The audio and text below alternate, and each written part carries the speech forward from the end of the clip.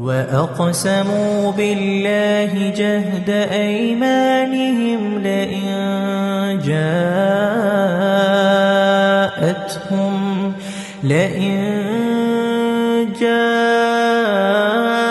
جاءتهم آية ليؤمنن بها قل إنما الآيات عند الله وما يشعركم أنها إذا جاءت لا يؤمنون وأقسموا بالله جهد أيمانهم لئن جاءتهم